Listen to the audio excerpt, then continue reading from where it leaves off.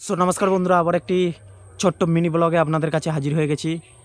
আজকের যে কথা সেটা হচ্ছে ছোট্ট দুটো একটা কথা, যে বিষয়টা আলোচনা করব সেটা হচ্ছে মিথ্যে কথা আর মিথ্যে প্রতিশ্রুতি।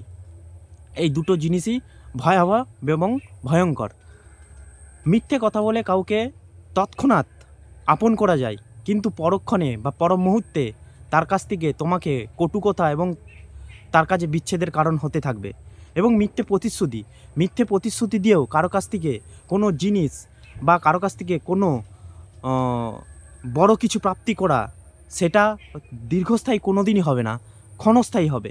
কিছুক্ষণের জন্য শান্তি হবে, কিন্তু পরক্ষণে অশান্তিতে পরিণত হবে।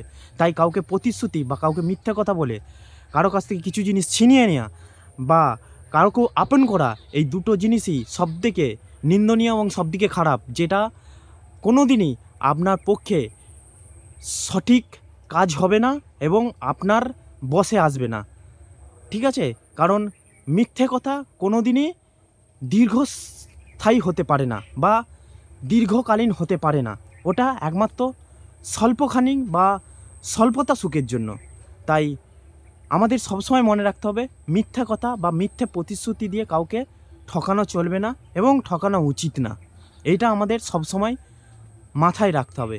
বড় বড় সাম্রাজ্যের পতন, বড় বড় সম্পর্কের পতনের কারণ হচ্ছে মিথ্যে কথা এবং মিথ্যে প্রতিশ্রুতি।